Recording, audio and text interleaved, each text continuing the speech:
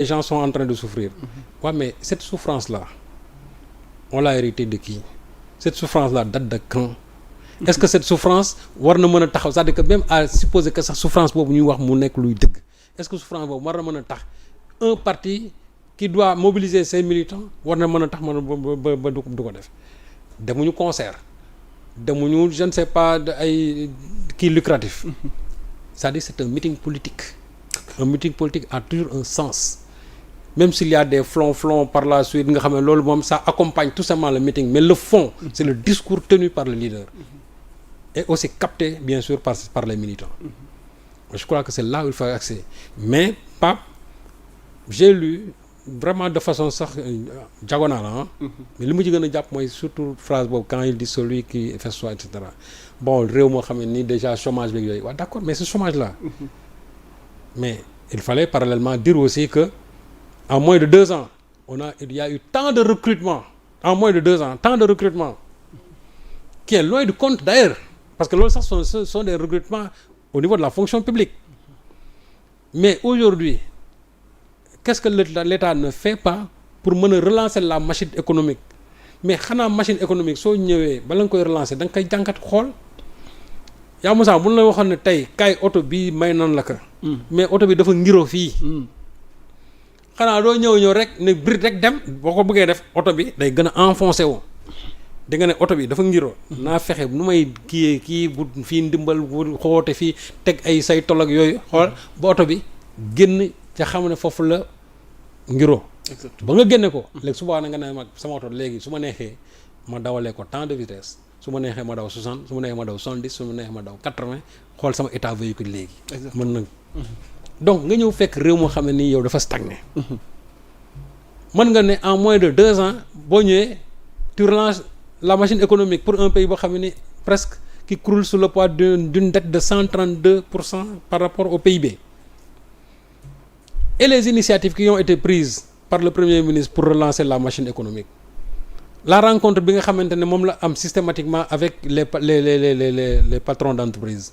Moi je crois que yooyu ce sont des pas yoo xamante ne nii qui vont vers la relance de la machine et encore pour la création de de richesse.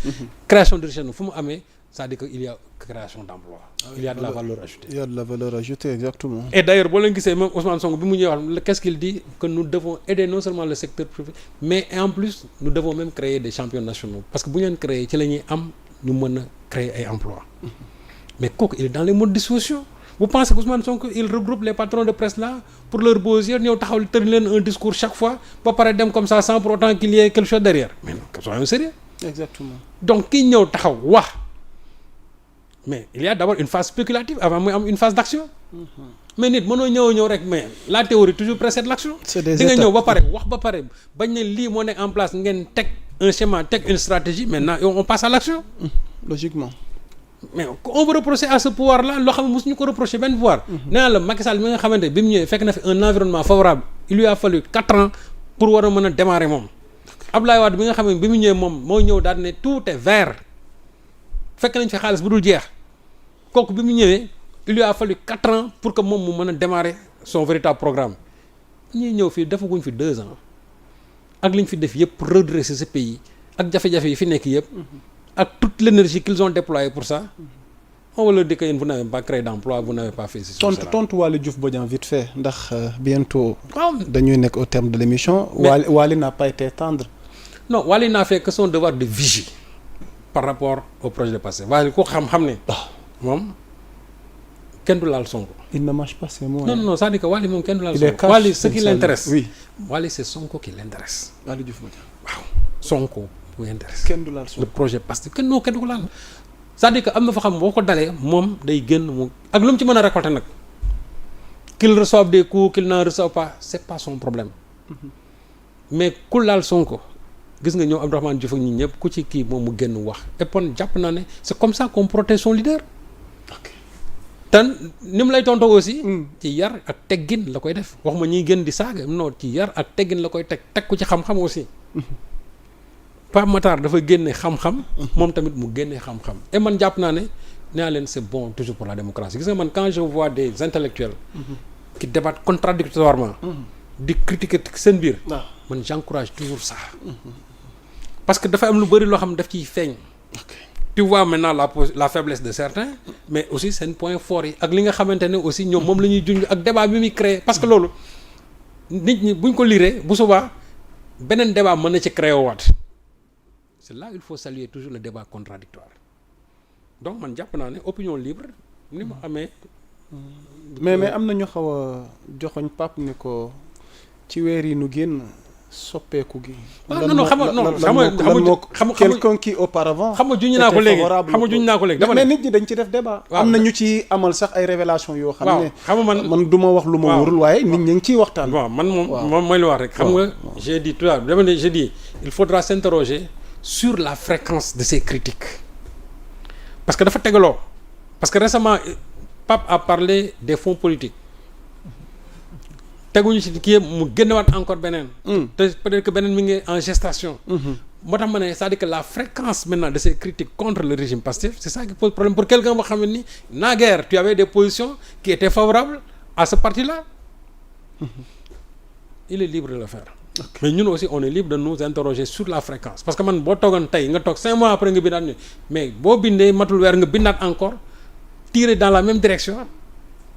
les gens vont se poser des questions lan moo fi indi ñenn ñi seen xel tey na. waaw mais d'accord xamoon nit ñi moom ku nekk sa xel moom mën nga yóbbu fu nekk waaw ku nekk mën nga yóbbu sa xel fu nekk. jërëjëf mais tant que man pour man jàpp naa ne c'est un débat qui enrichit. en tout cas comment dirais-je la démocratie. waaw vraiment man de je suis preneur. jërëjëf l'essentiel que daal nit ñi li ñuy wax. ne nekk toujours ci yar ak teggin. te mu nekk loo xam ne nii mën na soulever ay yeneen débat de fond. et ñu koy lire wala ñu koy déglu. ñoom rek ñoo ci enrichir. jërëjëf sëñ Saliou. mais nag nous on se pose toujours des questions par rapport vraiment à certaines inflexions. macha allah on est au terme de l'émission Serigne Saliou Gueye tàggoo guddul tàggatoo en attendant mercredi prochain nag bu leen kenn jiitu ci waxtaan wi ndax bëri na lu war a feeñ ci doxinu réew mi ak ci yu lëndëm ak ci ay rapport yoo xamante ni nag war nañ ko fasalaat ndax xam nga gars yi yow coow lee bëri na xam nga ko fi Olomidé nee na s'ils parlent tant de toi c'est parce qu'ils n'ont rien à dire d'eux-mêmes et que lu bëri fii lay tàngee fii lay xoyome sëñ Saliou looy wax sa soppe yi laa tax ju yëkkati jotaay waxtaan wi waaw ñi ma war a nuyu nag maa ngi ñëw ci yéen. waaw mais soppe yi di leen wax rek. waaw encore une fois vraiment di leen remercier. leen remercier ci cofeel bi. seen temps bi ngeen di bàyyi pour toog di ñu suivre mais loolu naa leen dara mënu ko fay. ñu nekk fii nekk au niveau de la diaspora man daal sama xel mi ngi si ñëpp. chaque jour je reçois des messages des fois sax par inadvertance ñenn ñi sax du ma leen jot tontu. des fois ñenn ñi seen i appel sax du ma gis te nag maa ngi ciy jégalu maa ngi ciy jégalu parce que bu yàggee sax day mel ni benn genre indifférence ñàkk kersa mais loin de là. billaay kii yi ñoo bëri. des fois am na ci bëri yoo xamante ni guddi laay bu ma paree. ay vers 1h du matin laay commencé gis yenn messages yi. ñu jéggal ma rek vraiment ci loolu. encore une fois di leen wax ne. moi je suis toujours avec vous. ñi nga xamante ne ils partagent mes opinions et ceux qui ne partagent pas mes opinions moi je suis avec tout le monde et je n'ai de problème avec personne. ça moom je tiens vraiment à le réitérer. te di ñaan jàmm rek di xew ci réew mi waaw di ko jaajëfal na ngeen ko ñaanal ñu ñaanal kër gi moom sëñ Saliou yàlla na fi yàgg